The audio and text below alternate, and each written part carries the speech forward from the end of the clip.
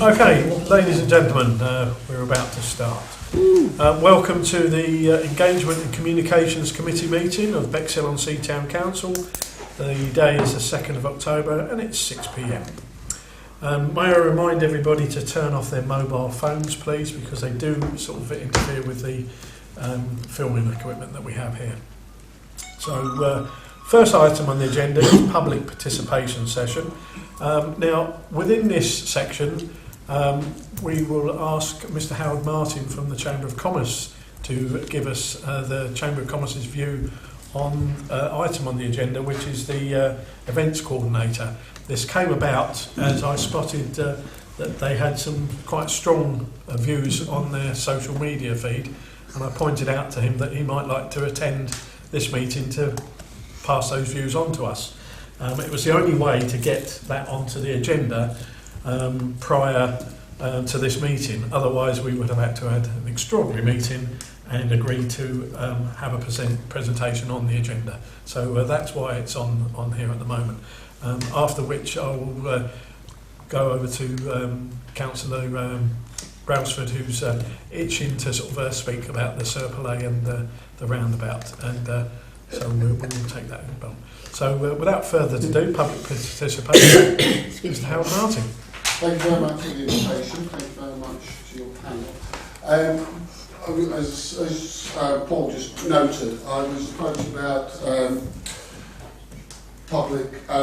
about events coordination, and it's the Chamber's viewpoint. As you said, we have some quite strong viewpoints. Everybody knows that I'm a former events organiser, quite large-scale events, alongside Sharon, who I know as an events organiser, and everything else. I think what's important to establish is that events coordination in a town like Bexhill, when you take comparative towns of the same size and scale, events coordination is generally managed through town centre management rather than an individual who is, even within a council, rather than an individual who is a council officer or something like that. Coastal towns, events coordination, most towns of size and scale of Bexhill have events coordinators because they have events. Therefore I'd like to speak about events coordination in the context of town centre management as a whole, and therefore look at the whole picture of town centre management and what town centre management looks like. Now, the Chamber of Commerce are massive advocates for what are called business improvement districts. There are 335 towns in the UK with business improvement districts, including Eastbourne and Hastings. Now, a business improvement district is an area of a town which is appointed to be by the businesses within that area, and it's a business-led initiative. As I say, 335 towns have them. Basically, stakeholders get together with businesses, Chamber of Commerce being one representative of businesses, Town Council being a stakeholder, District Council being a stakeholder, businesses in the town and others being stakeholders. They get together, define an area. Now that area in Eastbourne, for example, is the town centre. Hastings is the town centre. It doesn't have to be. We can include Ravenside and we can include Beeching Road. It can be as big or small as it is. Now the beauty of business improvement districts and how they manage town centres is it doesn't cost council taxpayers a penny, right? Or it can cost council taxpayers as much as the councils wish to put into it. But the principle of a business improvement district is that it's paid for out of a levy on business rates. And to get that support from business rate payers, I can see men sweating already, to get the support from business rate payers, there's a ballot. It's a properly run, regulated government structure for how you establish a business improvement district in the same way as a town council is regulated, in the same way as a district is regulated. You put forward to the Secretary of State that you wish to run a ballot. It takes about a year and a half to 2 years to set up the ballot, because you have to get 51%, I might be wrong, I'll open up the document, 51% of the traders, those eligible to pay business rates in the area that you've defined to approve the business improvement district. So you have to liaise with the council to get the list of all the business rates payers in that area. You then ballot them, and those who don't vote for it still have to pay in. It's a statutory structure, so you can't say, well, I'm not going to pay in because I didn't vote for it. It's a statutory democratic structure. As I say, they have it very successfully in Eastbourne. They have it very successfully in Hastings as well. The beauty of it is when you look at what, I'm going to leave a couple of these brochures. This is the Eastbourne model. And you look at what business improvement districts do. This is over a 5-year period. Delivered Jubilee Street Party business reporting an increase of 250% of trade, recovering £20,000 worth of stolen goods, responded to over 4,000 security jobs, so it's about town centre management, it's about sorting out all these issues around, or working with the police and other stakeholders to sort out all these issues around shoplifting and all those, because it offers a coordination method and technical system for that. But this is the key: secured over 20 million of other government investment. It acts as an operating base to draw in other investment. So it's not constantly drawing down on council tax or even business rates. Once the levy of business rates is set, and it can be anywhere between 1.5% and 3%, and of course a lot of businesses are exempt because in the town centre they don't pay business rates. So the logistics and organisation of it and management of it is paid for from business rates, but it can also act to draw in other funds. Eastbourne alone drew in 20 million. We're not as big and we don't have the capital base of Eastbourne, but if we could just draw in £500,000 additional funding or £1 million for specific projects, it's what the business improvement district can do. Produced over 75 videos and adverts for local businesses, helping support local businesses. Installed new street signage, which you see massively improved over in Eastbourne. Can I just interrupt you a bit? Can you move back towards the microphone because it's not picking up your Oh, voice? sorry. Okay, am I okay here?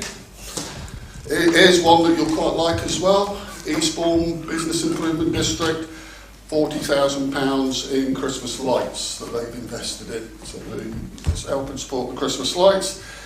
They put an ice rink in for £60,000 over in Eastbourne, which is only part of it. Right, so I'm going to leave these with you because this is the first conversation that I've raised this with you as the town council, and you would obviously be key stakeholders.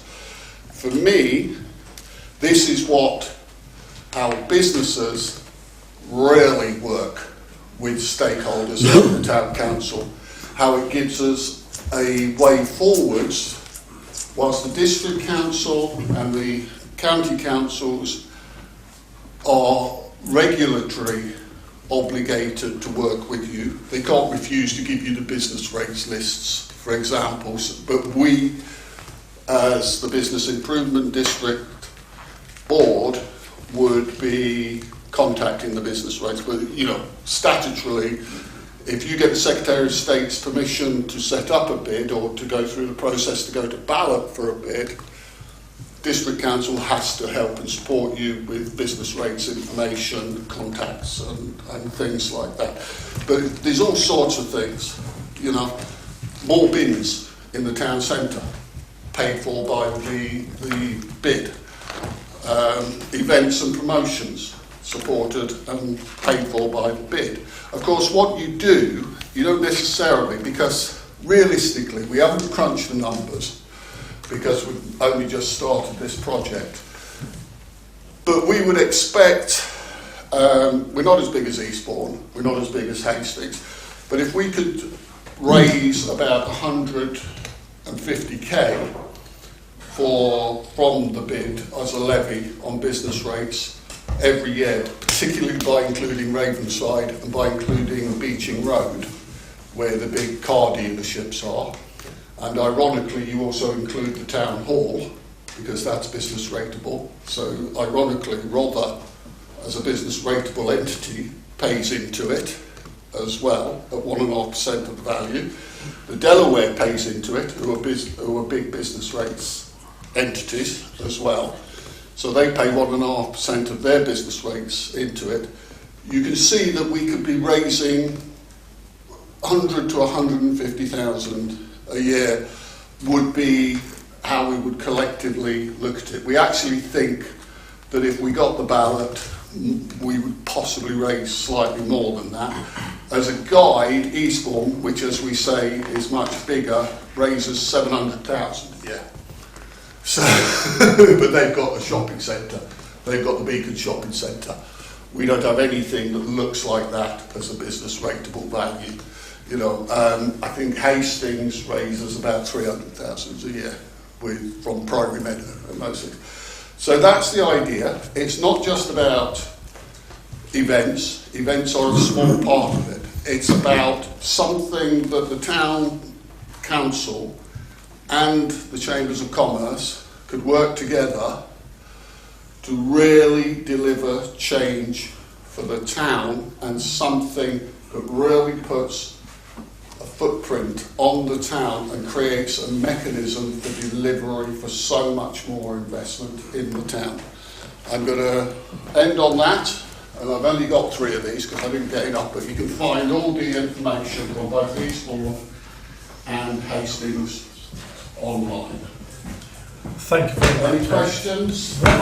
What I will tend to do is, so we can ask questions, it's probably best to ask you to then attend our forthcoming meeting in order to sort of have a full agenda item on this. Because I think it's quite an important aspect of it. It's very important. I don't know quite what that looks like.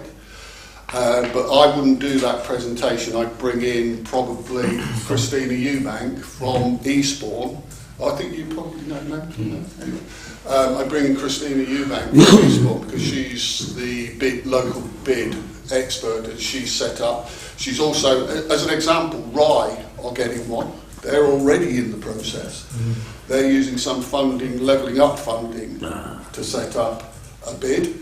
Hailsham are setting up a bid. Uckfield are setting up a bid because they've realised you're not allowed to use bid finance to fill gaps in council funding. You can't do anything that a council statutory does, but you can complement.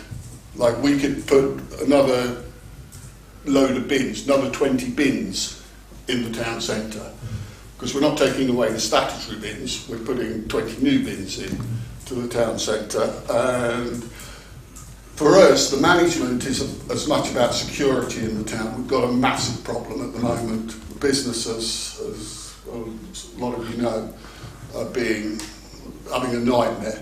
Having a liaison as a town centre manager who liaises with the police, who liaises with all the stakeholders, really does start to solve that problem. What I'm going to do very, very briefly, because I'm aware of this time. Sorry, I have over 15 minutes. I'll go around the table, see if anyone's got any questions they want to ask, but be short and sweet with it all, because we will have a second bite of the cherry, so to speak, if we all agree to have this on the item. I think there'll be a lot of bites of the cherry as this develops. Councillor Blagrove. I'm for anything that makes money for a start, so I was quite interested in this. But I wondered about if you did say, or I heard it right, that the traders that don't want it and don't vote for it still have to pay for it. It's statutory. It's like council tax. If you have a Secretary of State authorises the ballot, then you ballot all within the area that you've defined as your business. As you define as your business improvement district. then all the eligible businesses, like you can exempt businesses who pay, who are either on full rebate. For example, you don't go and try and take money off of businesses that are on full rebate.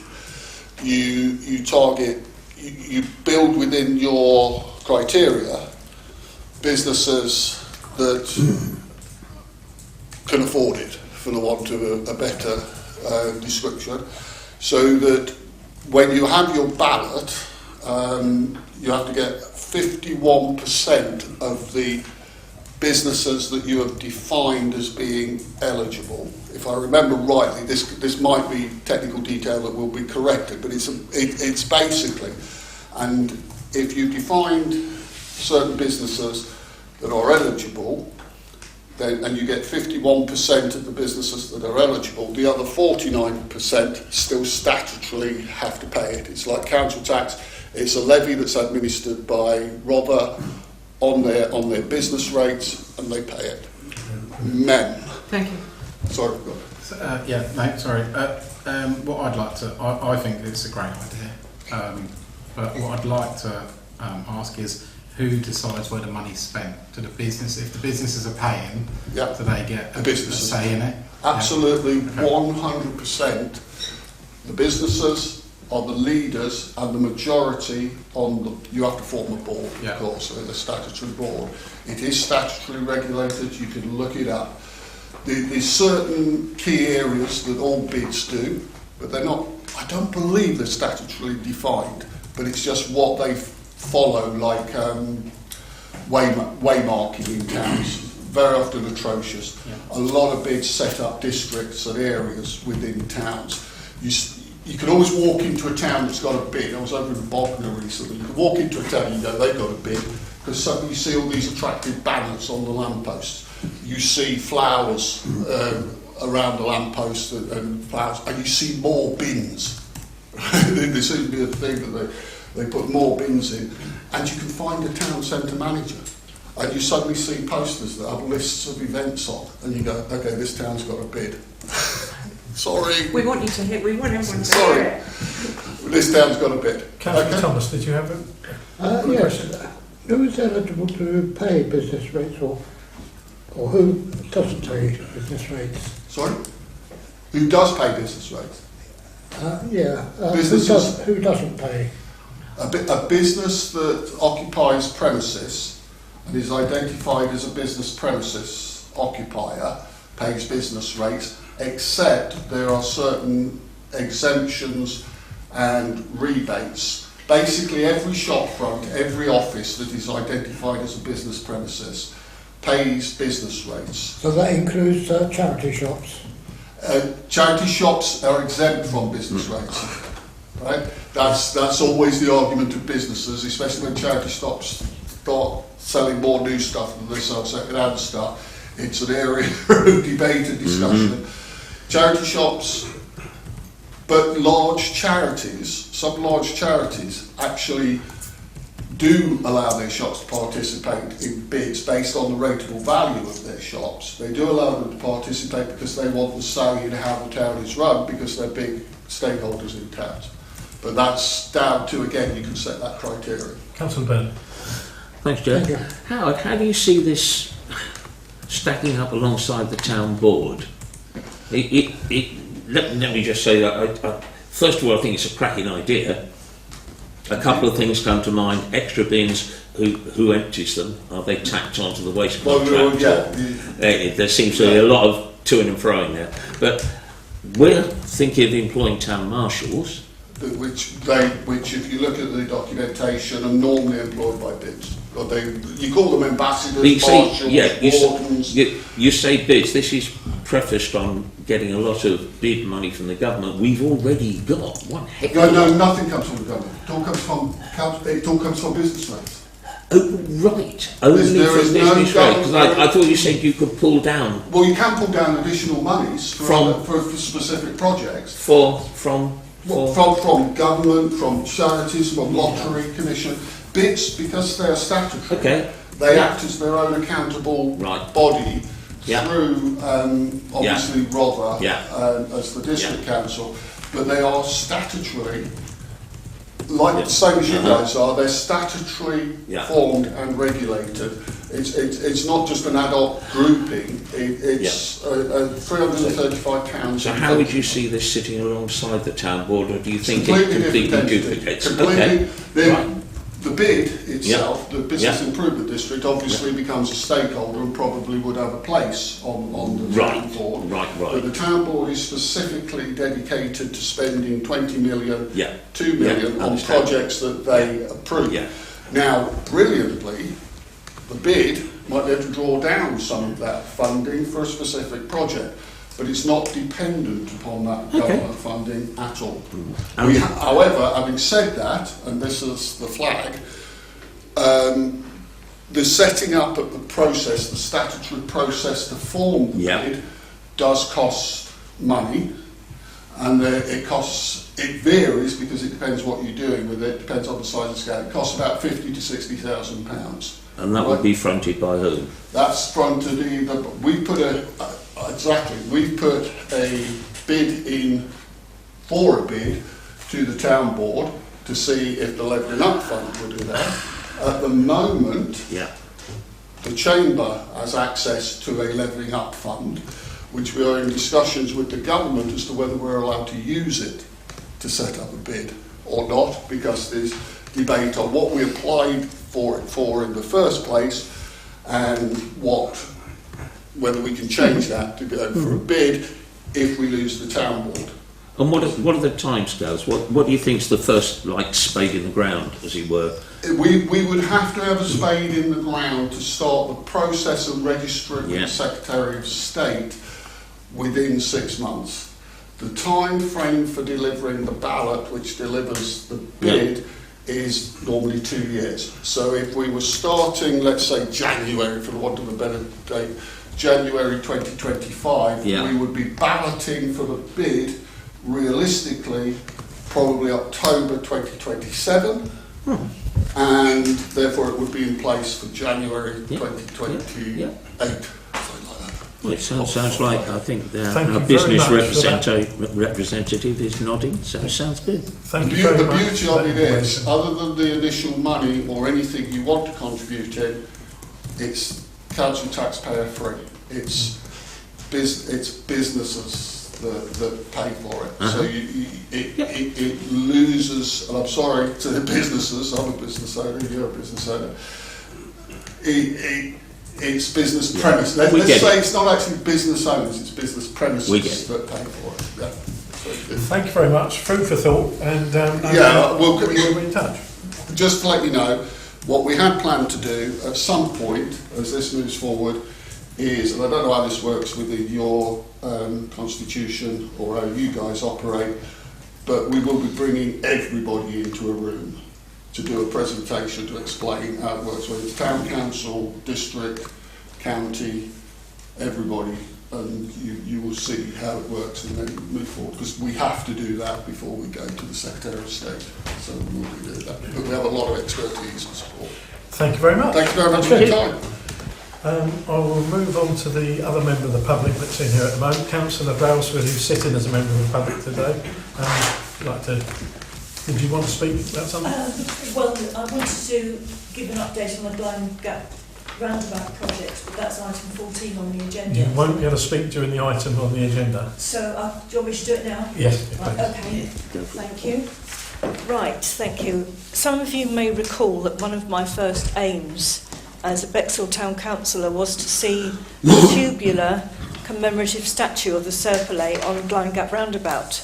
The Serpollet was the car which won the first ever British motor race, which took place in Bexhill-on-Sea on the 19th of May 1902, and to see a plaque placed alongside it stating Bexhill-on-Sea, birthplace of British motor racing. The idea was to create a positive impression for visitors entering Bexhill and to give our residents a pride in our town's unique heritage. I understand that Highways England are amenable to a statue to be placed on the Blind Gap roundabout, and that we are now able to liaise directly with their relevant officer to obtain exact specifications to ensure that this structure will comply to their standards without obstructing the vision of oncoming motorists. I previously carried out some research on how the Battle 1066 memorial statue was placed on their roundabout and discovered that this was carried out overnight to ensure minimal disruption to traffic. Earlier on this year, I spoke to a local blacksmith who yesterday sent me his designs for the roundabout. Hopefully these have been distributed to you along with the original rough idea which I had of what I thought the monument should look like. I'm very interested to hear your views on these ideas and also how you consider we can progress this initiative to make it happen for Bexhill. For example, maybe we could liaise with Bexhill's sixth form college to see if they could come up with any construction ideas. I feel that this would be a good way to involve our community in this project. For example, there is a tubular steel depiction of the Serpolate along Delaware Parade, Bexhill, which is used as a children's climbing frame. This was installed in 2002 and was the result of a collaboration between a previous Bexhill mayor and the students of St Richard's School. So that's what I'm here. This is the updated, and I've given you all copies of the sketches. So have you got any input or any decisions or any thoughts on the project? Again, very, very briefly. Councillor Boger. Very briefly, so I'll hurry up. Do we know what the one at Battle cost? I think it was about £69,000. Thank you. I just love the way they gave the fun fair at Blind Gap a nod with their idea for putting it there. Yes. So is the designer the same person that designed the other one on the seafront? No, he isn't. No, he was. And I was just going to ask, if not, why not? And I was going to ask also, did this go to tender with more than one person who was able to do it? Yeah, that's what I've got to say about it. Okay. I want to see something there because it's just an eyesore. We've spoken about it for years. A lot of people want that. So. Well, at that time, Blind Gap Roundabout was just a sea of weeds, and it's now looking quite presentable. And I think we should make a feature of it, especially on that entry to the town. I think it would do a lot of good morale-wise. Okay. And I was recommended to this guy because he's a blacksmith, and gave him the specification, and this is what he came up with yesterday. So I'm open to suggestions if you've got any ideas, or maybe you think we could get other ideas for a design. Could we go back and ask the man that done the one on the seafront? We are at risk of going through the item agenda, so I want to sort of keep on to the agenda, so we'll have to have those discussions as we reach that point. Right. So thank you very much. Thank you. Okay, back onto the agenda. Item 2 on the agenda, receive apologies for absence. Well, we're all here, so unless someone wants to disappear now, there's no apologies. You don't have to stay for the whole meeting, no problem. Thank you very much. Item 3, to receive declarations of interests. Have we got anybody wishes to make a declaration of interest? We know Councillor Burns got a standing one. I'm not too sure it's even relevant. Councillor Winter's got certainly not pecuniary, that's for sure. So we'll move on to item 4, Chairman's announcements. I have no announcements. Item 5, now the minutes from the previous meeting held on the 3rd of July. Am I okay to sign them off as a correct account? Councillor Burns? Yeah. No, oh, sorry. You're okay, yeah.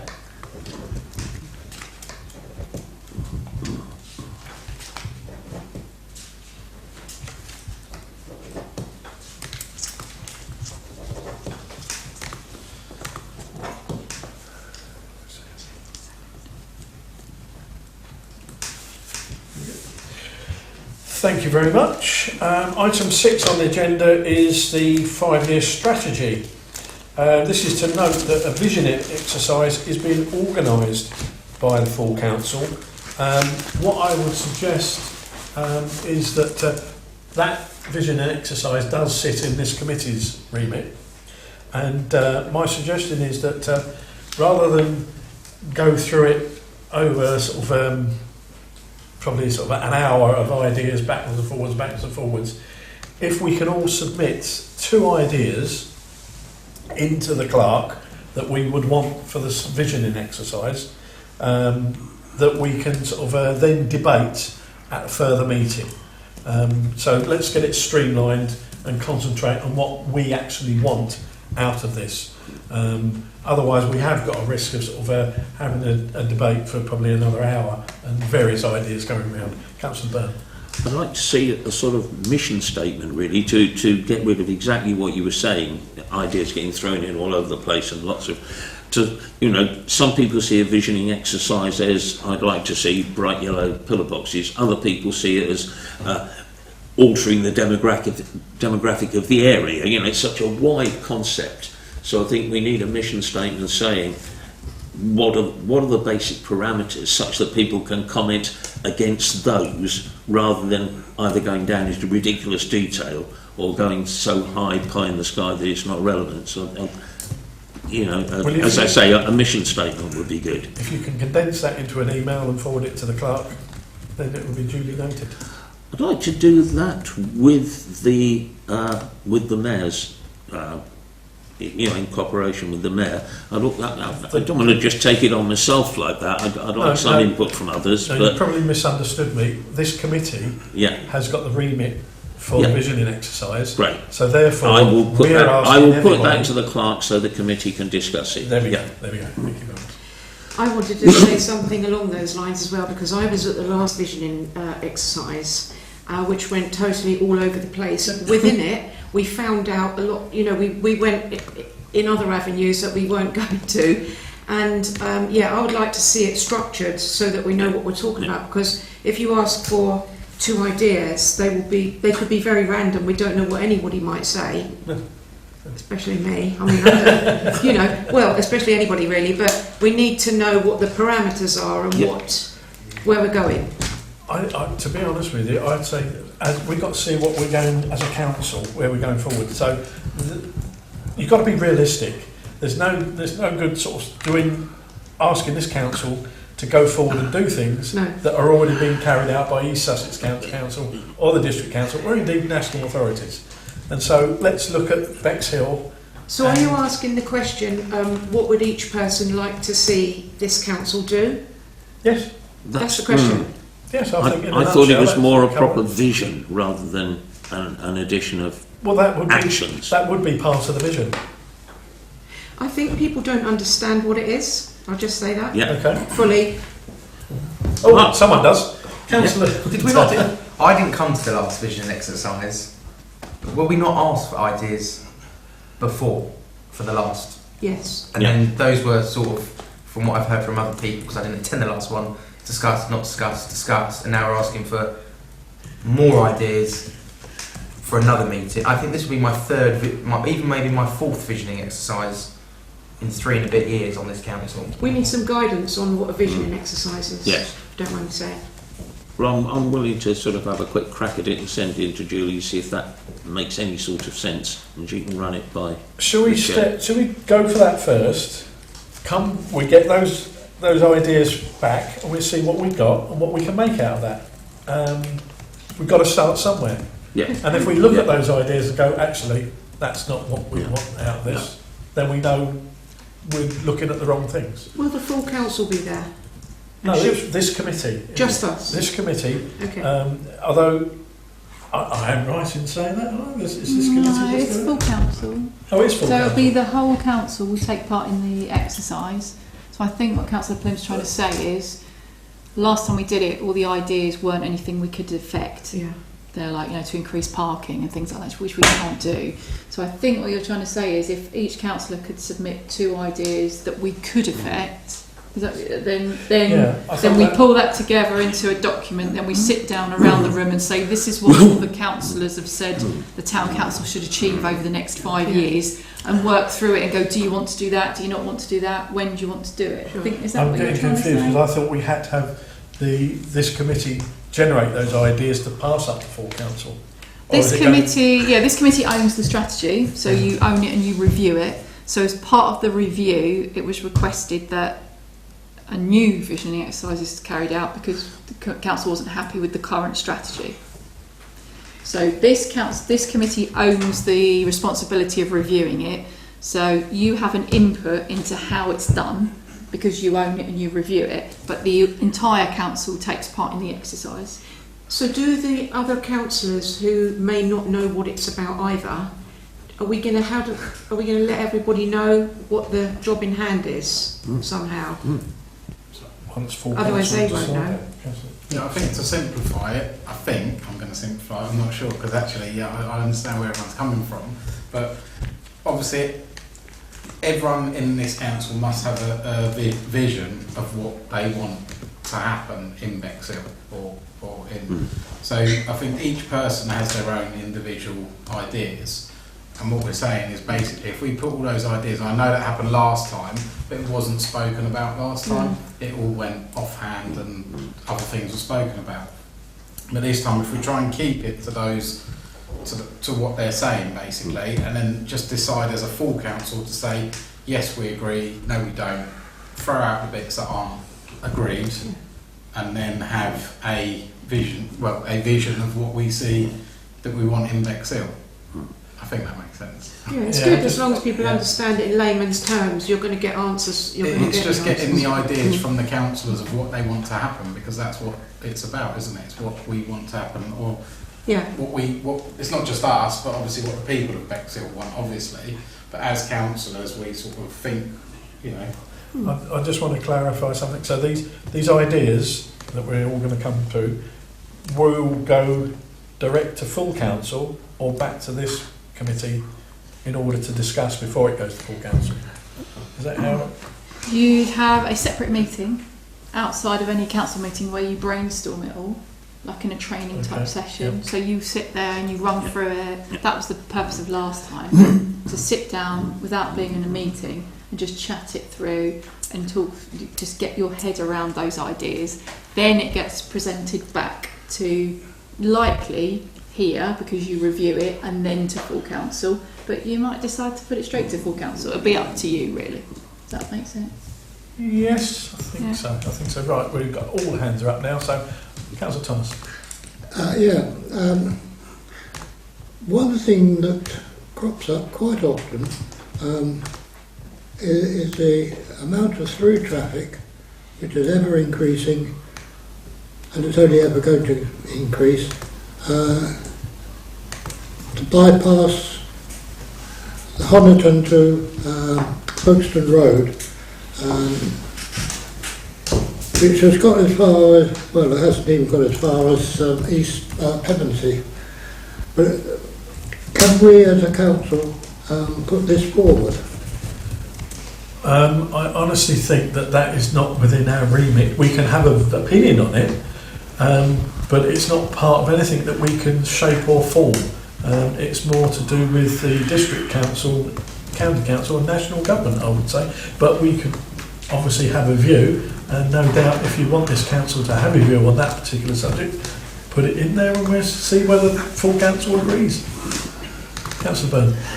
Now, this is where I feel we don't want to get bogged down in detail. Now, for me, a vision there will be a statement saying this council wants to continually look at traffic flow through Bexhill and anything it could do. Then, in the future, as various projects come up, we can review against that. I would like to say something like, I would like to see Bexhill making more use of its position as a coastal town, both in tourism terms but also in green terms. But that again is vision, not specific, let's have more of this or paint this green or whatever. And I think the visioning exercise needs to be that. And against that, if we can all come to a mutual idea of how we're, do we aim for a younger town, or do we look at the demographic we've already got and stick with that and play to it? That again, vision. And after we've done that, we can come up with the various projects that come along and things that come down the track that we've got to do. We can measure them up against that vision and say, does this really fit with where we all hoped we were going? Or is it, really something we want to get rid of? But I think if we try and get bogged down in specific ideas and produce specific projects, then that vision will go. But because we've already got the mechanism for looking at each individual project, it'll come to council, it'll be debated, it'll be passed or not passed. So I see the vision overarching that, with some really broad ideas that this town council can say, this is what we really feel we can do, not only we, but future town councils will be able to do for Bexhill. And if we can all get our heads around that, then individual projects slot in underneath that quite nicely without quite so much sort of, divergence of how we do it. Councillor Baker. I'm still not clear on the vision in word altogether. Is it a vision for the council? Is it something we would think for the council, or is it something that the councillors think of for the town? Yeah, vision for Bexhill, I would say. I would say both, because without one, you haven't, they come pairing together, don't they? Because the vision for the town is what the council actually wants for the town, so you have to have that same vision for the council in order to drive. So it's either or. I think it's got to be explained to people, that's all. Because I've got, for instance, I've got a few things on this hand that I would like to direct at the council, and a few things that I would like to direct about the town itself. Example. Example. I went out the other day and took some photographs of things in this town, and it's just a shame. If I show them to you, it's a shame. And that is one thing that I would build into what I wanted to say. I'm not talking about rubbish thrown on the floor. I'm talking about, so as somebody who's lived in this town for more than 60 years, to see some of these things in Bexhill-on-Sea, it's just a shame to me. If you don't come from here, or well, that's not your thing, or whatever, that's fair enough. But as someone that comes from here and watching the decline of some of the things in this town, then I would like to mention a few of those things as well. Okay. Would the council have a steer on that, though? Are you expecting the council to have a steer on that? Somebody else might like to add to that when we're all in the big meeting. I don't know, but it's something. It's something that I feel strongly about, and I would like to say that, and I don't know who to say that to or when. So if I can say it in that meeting, that'd be great. Yeah, I'm still unclear about what you're talking about, though. Yeah, that's because I'm unclear what the visioning is about. We need a set structure. Councillor Winter. Okay, I'm trying to get my head around it. I'm really not. I'm royally confused. So we've already got I'm looking at this. We've already got a 5-year strategy, and so far it's lasted a year. Now we want a new one, as far as I'm aware, because it was done under the previous council. So now we're going to do a new one. Perfect, lovely, okay.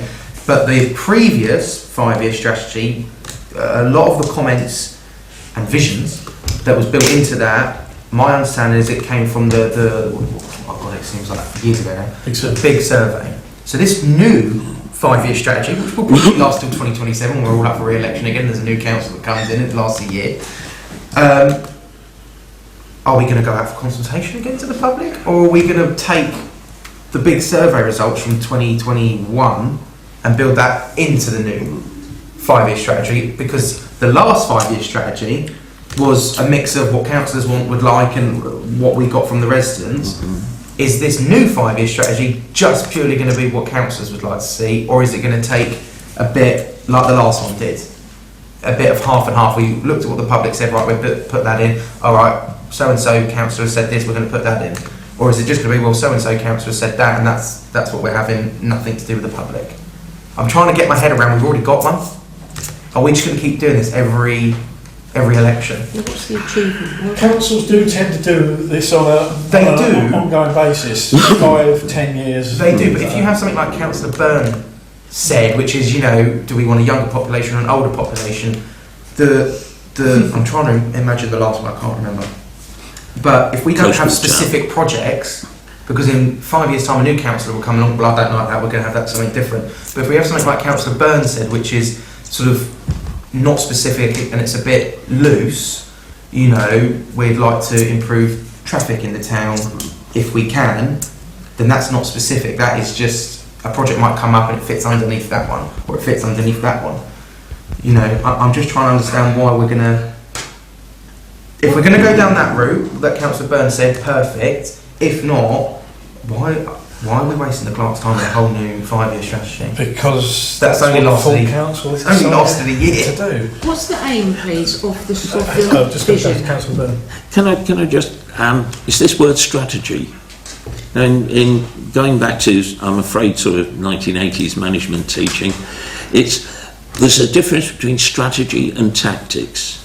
Strategy, now, what you're saying, Sharon, is you'd like to see us in some way improve the infrastructure of the town, the actual fabric of the town, the buildings that are falling down, things that are looking shabby. Now, that would be individual. The overall strategy would be that we recognise that we are a precept raising body, unlike rather, we're not limited. Now, is it the strategy of the council to look at various projects and say, because we are a precept raising body, we do think it's the job of this council to look at improving and funding some of those improvements from the precept. Now, politically, some of the councillors may say, no, that's not my view of of how a town council works. But that is a proper strategic view, rather than do we pay for this or pay for that or do that. So once we look at how the council will position itself in the formation of the town, and how the council will position itself with the various things that we may get imposed by government, or we may get imposed by for stupid things like climate change. You know, are we going to get rid of the flooding areas? Or so it's that sort of area, this massive strategy. How do we really feel that the town council is the body to view all these things that are coming down the track against this mutually held view of what a town council can do in terms of the way it raises revenue, and that having raised revenue, does this play into our strategy? Not tactics. Tactics is how you actually do it. Strategy is the overall, like strategy might be to move Bexhill to Edinburgh. Tactics will be, well, let's move it a little bit up the road first. So I hope I'm not just babbling on here, but it is the difference between strategy and tactics. And if anyone's got a management book, or if anyone wants to look it up, it really helps you get it clear in your own mind. What is strategy as against what is tactics? What's the global thing you're trying to achieve? How do the individual things you're doing fit into that? So to answer Connor's point, individual things like in the big survey, what do you want? They were individual points. Over the top of that, if we could take a top-down look at that and say, strategy, do we want more parks, fewer parks? Do we want more traffic, less traffic? Do we want more disabled facilities, or do you want more cycle tracks for young kids to do wheelies on? They're the sort of global things. What I'm going to suggest we do, I've got to find out, is full council expecting this committee, or I'm asking the clerk this, is full council expecting anything from this committee to go forward? No.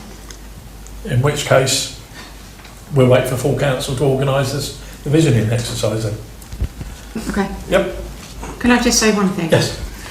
Well, what I was going to say is, you explained that very nicely, Terry, and you were talking about giving examples. And I think people need to be given examples. So what have you, do you have a vision for the traffic management in the town? Do you have visions for the structures and buildings, so that people would have something to say about that? But if you just say that to people, not all people have got, great big ideas, have they? So if you say that to people that haven't got many ideas, like, I don't know, they just won't know. You're not going to get a good result. You've got to give them what you want, direct them. What I suggest is that ahead of what comes back from full council is go and look at other town councils and Google vision one. and exercise town councils, Yeah. see what's out there. See what's out the there, see visions, the vision statement. See if anyone has produced a see vision how it's statement. presented, and see what we can Yeah. develop Yeah. ourselves. Okay, I'll move on. 6B is to note potential for events coordinator, and that's going to be considered within the vision exercise. But what we could do today is say, well, do we want that, and do we want to go forward? Could we create one within the council at the moment? Understand there's sort of a degree of flexibility there for the position to be made available. Is the question, do we want an events manager within the council? Potential role for events coordinator. Okay. Will it be one that is already an events coordinator, or one that's got to be taught how to do that? Not everyone can do that. Whatever we decide, I suppose, and how it's sold and what experience we're asking for. I'm saying no to that, unless it was somebody qualified to do it, which I doubt if we need. Would that be in spec? My views. As far as I'm aware, if it was an events coordinator, they'd also do all the websites, the Facebook pages, the advertising on those, not just events. So they wouldn't. Okay. I think the word of the events coordinator isn't someone that's going to come in. It's not just events. No, so they are going to obviously do help with the events. Is there a list? Is there something else we could read on but that? I think we may, if we could get the town clerk to maybe do a job spec on that. Job description. Draw up a spec for that. Yeah, it's explained a little bit differently. Yeah, that would be good. In that they will be doing the Facebook pages, so they will have other roles to do. Which I think we've been asking for anyway. Yeah. So if we could get a job role on there and then maybe answer that. If I'll put that idea to the council, does everyone, I don't know if you want a motion regarding that, do you? No, that's fine, because if it's just a bit of research work, I'll go away, draw up a draft spec and bring it back to you. Is this committee in favour of that research work being carried out, and then we can work on the spec that we're talking about? Yeah. So we're voting for the clerk to produce a job description for the position of events coordinator, so we can review what they're doing against that list. As an aside, I'd love to see that about anything that we're thinking of employing, like town marshals or anything else. I'd like to see us maybe not be an ISO 9000 organisation, because that's very heavy on paperwork, but job descriptions, everyone should have a job description. And they do. Yeah. And that should be something that all the council, not just the HR committee, all the council can have. Then we know who's responsible for what. Yeah. Yes. Thank you very much. Right, moving on to item 7. Did you get everything you want from that? Yeah, let's go forward. Yeah, brilliant. Item 7, regalia. These are things just to note. There are further discussions going on with St Peter's Church regarding mayoral cushions for the church. These are prayer cushions. They're there. To note that the update on the Bexhill standard, standard's been ordered. It is going to be the Bexhill flag with our crest in, but the gold edging around it as well, so it can be used in official events. It is hoped that it will be ready for the next remembrance service, so we'll be able to use it for that event there. To note, the Air Cadets will be carrying the standard on behalf of the town forum, so we will have a cadet there, so we haven't got to find anyone to sort of take on that role. And to note that the Mayoral Cadets armband is about to be presented to the Mayoral Cadets. No doubt when the next event takes place, the Mayor will be able to sort of take on some duties there by presenting the armband to them. 7E, to receive an update on the mayoral board lettering at the town hall. Now, this is a difficult one because I assumed, naively, that we would be able to put the 3 mayors from the Bexhill Town Council onto the memorial role on the in the town hall for mayors. We can't. We've been told categorically that board is for the charter trustee mayors. And so if we want a memorial board for our past mayors, for Bexhill Town Council, we're going to have to create our own one and display it in the offices or wherever we decide to display it. So it's this committee's decision as to do we want to go ahead with that particular.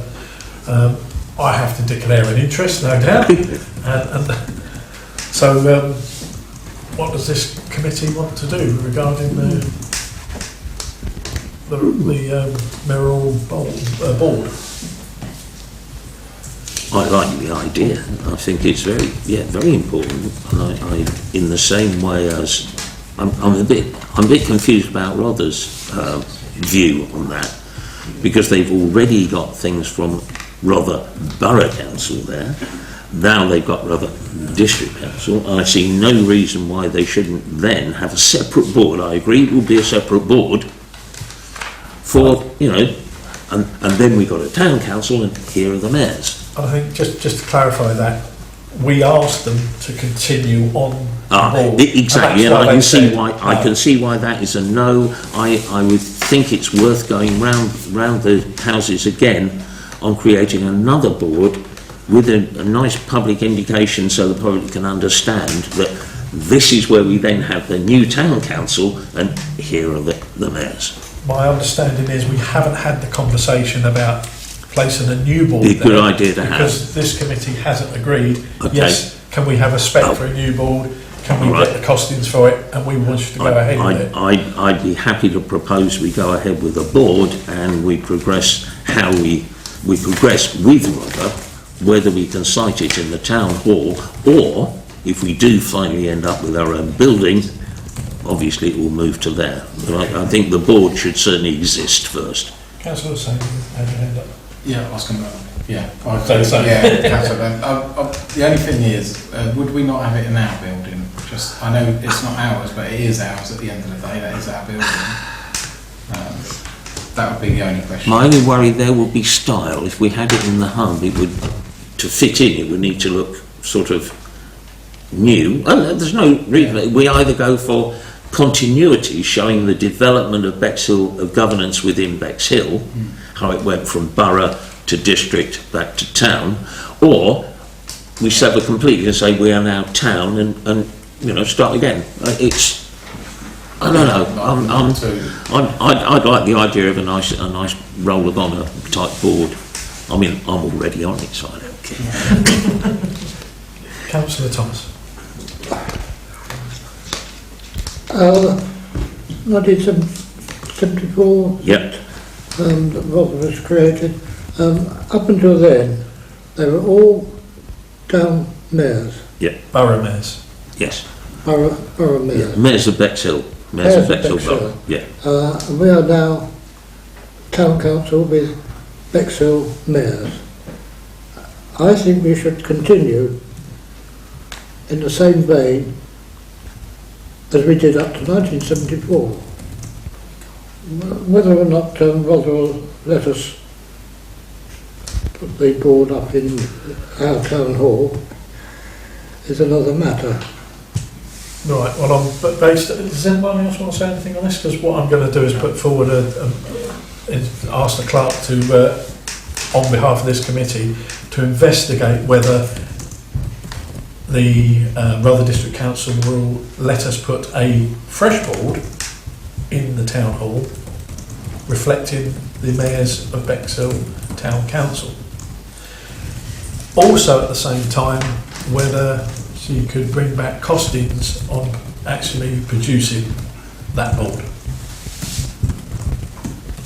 Bear with me because I've got some, yeah. I was just wondering, I mean, I understand that all the mayors and everything are, within the town hall, at Rother's town hall. And I was just wondering if, as we are a completely separate, independent entity to Rother and the town hall, whether we should be doing that, and whether we should be finding somewhere within our own hub, whatever. On one hand, it is two separate entities. I can't see that working, to be fair, and I could expect them to say no to that. The pros and cons on both sides. We're asking them first, then we've got a definitive answer, yes or no, Fair enough. and then we can make the decision as to whether we want to put it there or in our own. But we offices. definitely want a board. Yes. We can talk about where Yes. we put it later. And we will find out what the costing Yeah. of that board is and match up. Have you got enough to move on with that Yeah. one? Okay. Thank you very much. If anyone's okay, we move on to communications. This is just to note that photos for the press and media material is outstanding for a number of councillors there, all written down there, as you know. All you've got to do is pop into the town council office and ask for your photograph to be taken. That's probably the easiest way to do it, I believe, because you have a white background there and it's like a passport photograph. Don't send in your own sort of holiday snaps or anything, because they're not good. Councillor Baker. I would like to say, and this is not directed at anybody in particular, but we were asked as a council for these photographs. We've been asked over and over and over, which is more work for the clerk and the administrators. We really should do better. We should do what we're being asked. Yep. If we're asked to do that, we should do that. Really, just saying. Yeah, Yeah. I'm guilty. Okay, moving on now. Consider other ways to engage with residents. Now, this might go into the realms of the position we're looking at with the coordinator and communicator sort of thing. So, unless we wish to discuss this further, we'll wait for that spec to come back and then see what we can add to it in regarding to sort of engaging with residents. Yes. I think each ward should have a Facebook group. We've got a Sackville Ward residents group. That's something that each I think council every can councillor decide. should really have a presence. Yeah. Sharon's got a presence on Facebook. She slaughters me regularly. But then she does with everybody. Attila the Facebook. We will wait for that spec to come back and then discuss that further at that point. Yeah, but it is important, I think. Yeah. Okay. Item 9. This is the draft booklet about the civic history of Bexhill. As Councillor Byrne spoke of earlier on, and we've spoken before about the borough council. Well, before that there was a town board. Strange, that's back in fashion now, isn't it? Town boards. It's the barons at one time. But there was a borough council, then the district council, and now the town council. There's a draft booklet being put forward. This is a rare copy that's here at the moment. Just to show you the work that's gone into this, our assistant clerk, Paul, that's his title, isn't it? Assistant clerk? Yes. Yes. Has done a wealth of work on that, and it is hopefully going to be sort of brought forward in the next couple of months on there, and it will chart the formation of this town council. Just to say it's in progress and very near completion. Are we liaising with the museum on that? There will be a fact checking with the museum at the final. I'm just thinking Alex Marwick is an absolutely vast repository, as is Dave Hatherall. Sorry to use names like that, but there is a lot of historic information already collated. Yeah, I do believe Paul's been in touch with the museum on several occasions. Okay. And will be at the end. It's also used a lot of the work done from the previous booklet that was produced in the late 90s, which is from there. Yep. Councillor Baker. I'm not too sure if I should say this here and now, but I'll just say it. Okay.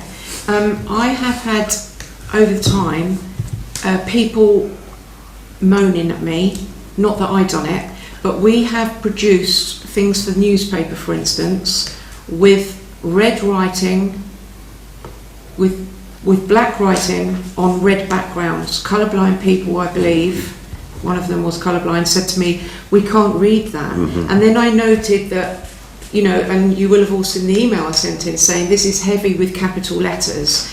And that's why I didn't know whether to say it now, but I think if we're producing a book or something like that, then we should be mindful of that. But that's all I've Okay. Yeah. Accessibility of all council communications. Yeah, that should always be a thing. Duly noted. Okay, thank you. Moving on now to item 10, Bexhill Day. 16th of August 2025 will be the next Bexhill Day. The reason why it's the 16th of August is because that's when Airborne is on, and that's where we can book a fly past if we want to go ahead with the fly past.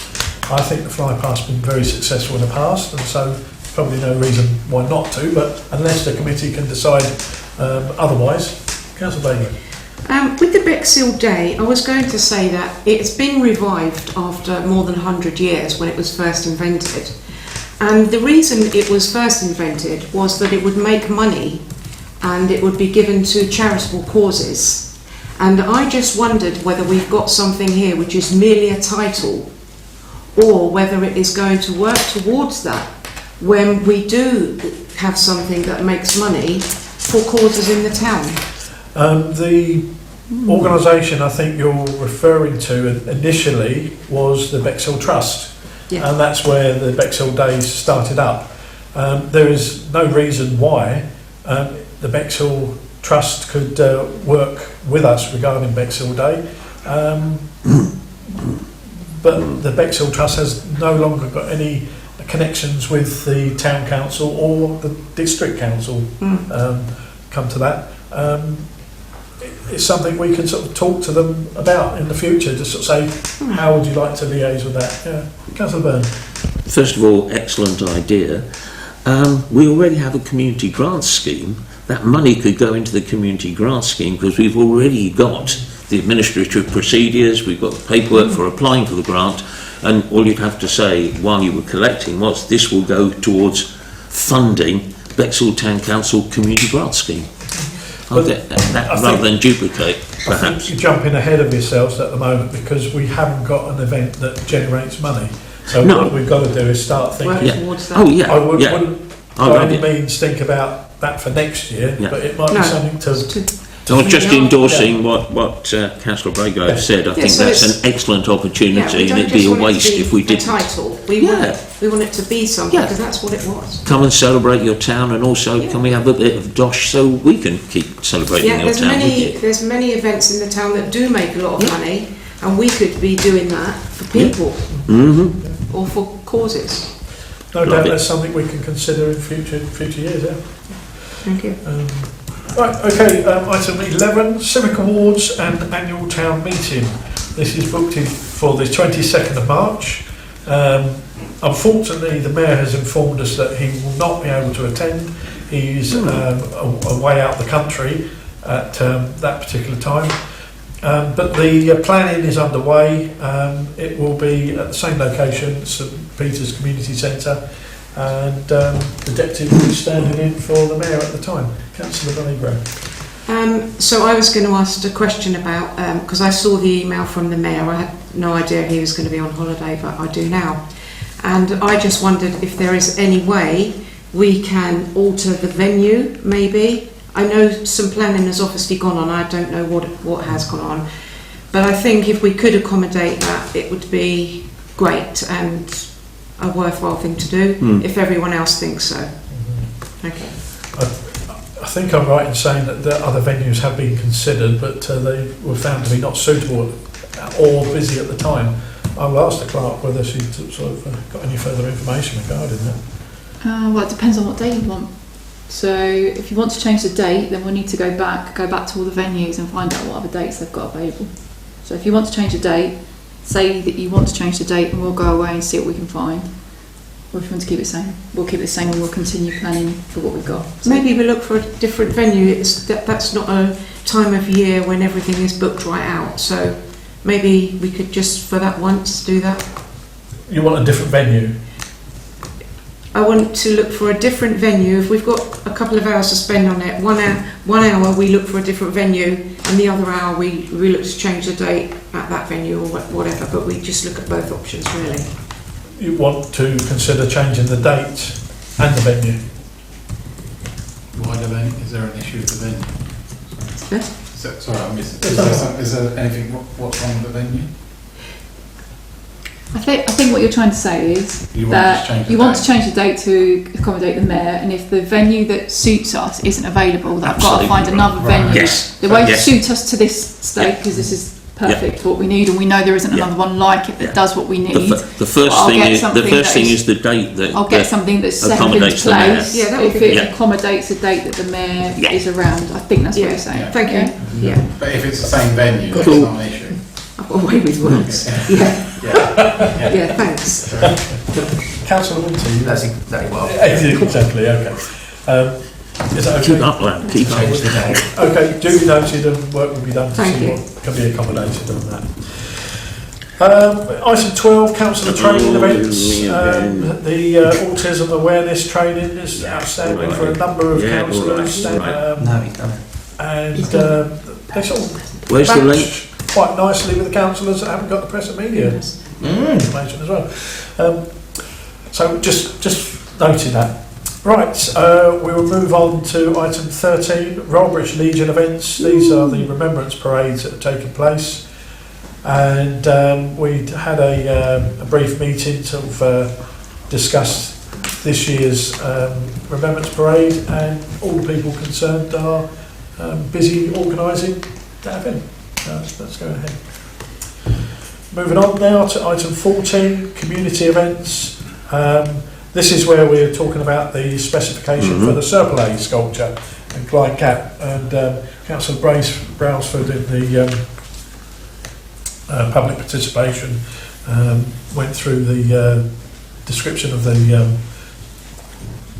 details that were passed on to the individual that's produced these drawings. I must say it would be extremely unusual for us to actually take on these ideas and say yes, we're going to go with that, because it hasn't gone out to spec. We've had one councillor approach somebody and bring forward an idea. We really need this committee's steer as to whether we need to run with this a bit further and take it out there for tender. Councillor Hussain. Could I just maybe suggest that we've got the idea of what we want on there, that we do have a spec, and then put it out there to tender, see if anyone else is interested in doing it and get some more prices, so then we can compare the price that we're given. I think that would be the most simple thing to do. And I will stress it wouldn't be up to us as individuals to go around and find other people and start comparing. We'll pass it on to the staff, the clerk, especially, and say, look, can you now send the spec out? What I would say, we have to agree on have a rough idea of what the spec is. Now, I thought that the sketch that was on this particular document here, on the bottom there, summed it up a little bit more than anything I've seen elsewhere. I don't know what we feel. I did ask how much it cost earlier. Did you say £69,000? For £69,000, as opposed to those prices on there, the one at Battle cannot be bettered. It is fantastic. For £69,000, we need to track down who made that and get his drawings. And no doubt that will be part of the research that will be taking place to find out, because there's only a small group of people that can produce these type of sculptures. So Councillor Hussain. Could I just ask when the one in Battle was done? Roughly. Probably 8 or 9 years ago. Yeah. That's the only thing. If that was Even if it was 69.8, even if it was doubled in price, that's what it would be. I would. even if it was, well, we're not going to know unless we ask. I think it's a great idea to get prices. I'm just saying that was 69 that many years ago. I mean, now but it is you would exemplary. probably- That is a fantastic thing on that you would roundabout. definitely double it nowadays, but it's better to get the price out there and see. Yeah. And see. Yeah, we can compare it. And it also does sort of depend on what material you're using. The one here was to create a cast iron statue. Yeah. Now that cost a lot of money. I would have thought cast iron, and Yes. so no doubt these figures here presented to us will be sort of based on that Tubular.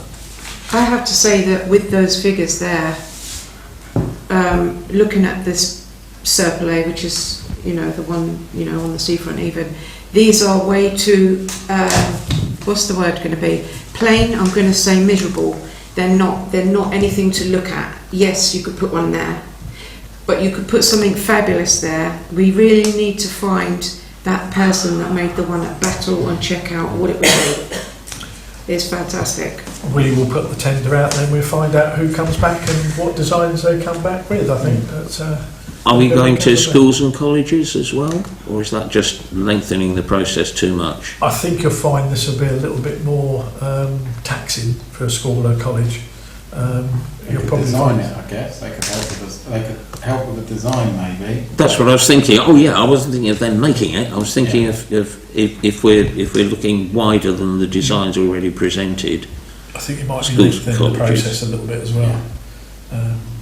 Because we've got 2 tendering processes then, one for the design and one for the... I think But we certainly need to be mindful of British Highways. That's all. It's got to be stuff you can see through. It's got to be stuff that doesn't contain anything that drivers are going to look at in detail and therefore bang into. And whether that's changed since Battle, I don't know. But it says we've got to have the latest statement from British Highways as to what they will have on roundabouts. Because quite honestly, there's stuff all up and down the country that doesn't conform to any of their current rules, which was why it took us so long to get British Highways to even talk to us. Conversations have been had and are being had regarding that. Excellent. But before we send anything out, it will be disappointing if someone came back with a design and we came back and said, look, sorry, that doesn't conform. It would be nice to have that statement first with the invitation to tender or whatever we're putting out. I would just ask the clerk if there is enough information we've given to go forward on that particular one. Yes, there is. Okay. Thank you very much, everybody. It's good.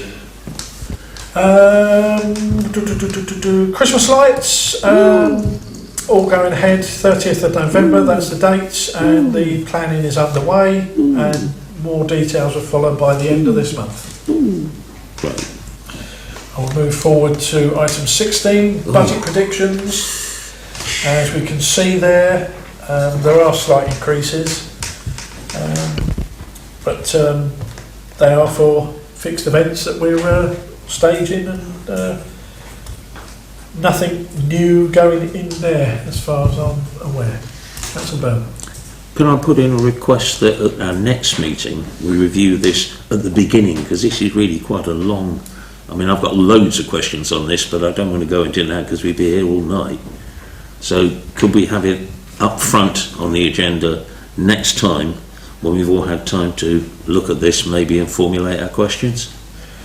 Will that be possible to put that on the agenda for the next meeting, or was this the budgets would all be? Because I think we need to know a lot more about the predictions against the year to date, and where did the predictions come from. And I mean, this may be because I'm reasonably new on the council, but I don't understand where this comes from and who decides which, what we set aside right from the start. I'll pass to the clerk.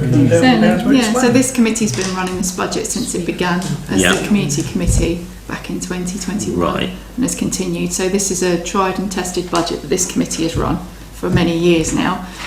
So what they do is they have a look at, see what they've spent last year, look at what they think they might spend, and then put forward a prediction to the finance committee this month, about what they think they might need for the precepts budget next year, and then that goes to finance, and that goes back to full council, and you will have an opportunity to debate it there. So what we're looking at is the predictions for what you might spend next year. The biggest increase clearly is Christmas lights, because you only budgeted 30,000 and now you're spending 55. So all we do is put in the prediction based on what you would have spent, and then it's up to you whether you want to put higher or lower, or you can just leave it and then you can allow the finance committee to review it, and then you get another chance at full council. Okay, Councillor Winter. Thank you. Now, I'm no good with budgets, so this might be a stupid question, probably is, but I'm going to ask it. Printing, publications and advertising, annual budget 24-25 is 5. Good man. Predicted year end is 7.5. Then it says predicted year end 24-25 4.5. 25-26 8. what's the difference between the predicted year end and then the second column, predicted year end 24-25? And we've only spent 57 quid so far. I'll explain. Yeah, it's been covered at the Finance Committee previously. So the Bexhill News was paid a year in advance, so you've got 2 years worth of payments on this shown on this budget in order to secure the rates. So we don't run a budget where we put all those accruals in and you review that later. We just put it in as it comes for you, so you understand what's coming out. So the 7.5 is because you've paid Bexhill News twice, basically in the year, but you've paid for 2 years. Right. So technically you're predicted to spend 4.5 because that is 1 year's Bexhill News and a few bits, but we've put in the extra bill for the 2 years, which we've talked about before. We're predicting 8 because we keep getting told about increasing the website, increasing publications, increasing marketing, and we haven't got a budget to do that. So we're putting in for you the prediction to do that. So if you want to then make some improvements, and if you do decide to have an events coordinator who can do some more marketing and comms for you, then they'll have a small budget to be able to improve the website, improve the social media, that sort of stuff. But if you don't want to and you just want to keep the Bexhill News, then that's your gift, and you put it on here, and then I'll submit it to finance. That's a playground. I don't know whether this is the right time to ask it, but I will because Bexhill News has been mentioned. Could you say how many times we advertise in there per year? Is it monthly? Yes. Once a month? Yes. 12 months a year? Yeah? Yes. Okay. Right. Okay. I wondered sometimes if we've got enough content. Is it half a page we do? It's full page. It's a full page. And every time we go there, we are asked as councillors to submit our stories, and I think it's, and I'm guilty of this sometimes? as well. We're very weak. We struggle on it. Yeah. That's why I'm mentioning it. Is the answer not to have half a page that we could fill up with some proper stuff? It maybe if we go forward, but we are putting proper stuff in there now. Unless it's Christmas or there's a big event that we we need the page, but I don't think we need the whole page every single month. I don't think we do. That's based on the deal that we had. As you say, it's 2-year deals, I think. So we had a page time. The page, as far as I can understand, has never been empty. There's never been huge, great big photographs in there. There's always been content in there.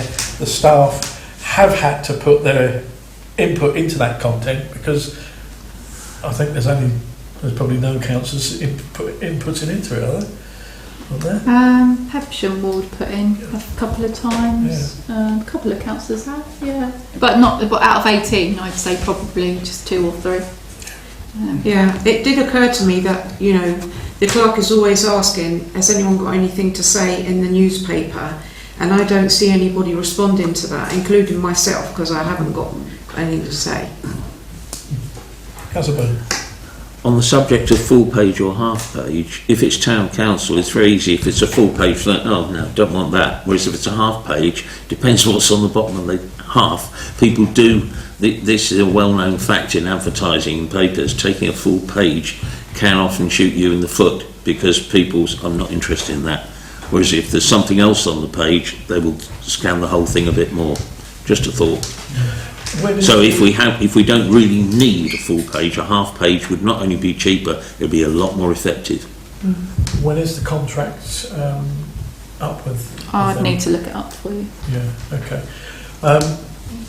What I suggest then, if we ask the clerk to contact Bexhill News and look at the costings for half a page and then come back to the committee and find out, because we might look at it and find out it's not economical anyway. It's just as It's worth looking at. If lots of people, if 10 of us had some really interesting things to go in, but it's a struggle for the clerk to fill that up and the staff when we're not inputting into it, because we haven't really got anything to input into it, probably.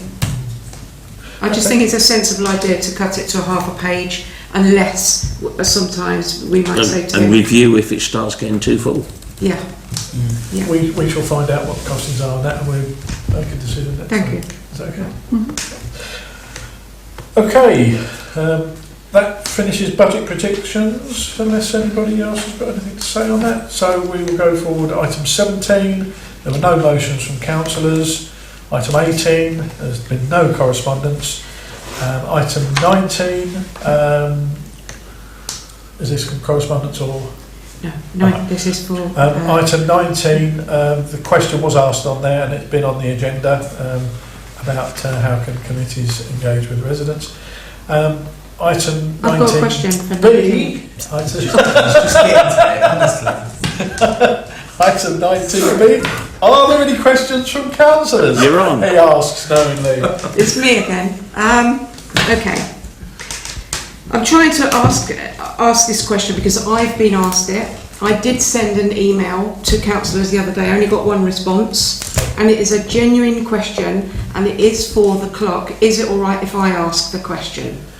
I would suggest you ask that after this meeting in private and speak to the clerk or email the clerk. If it's the email that you sent out to all councillors, and my reply to you was speak to the author or email the author, I suggest you do that, and then you might get a reply. Well, I'm asking this in view of the public so that they can get some answers on it because I've been genuinely asked it.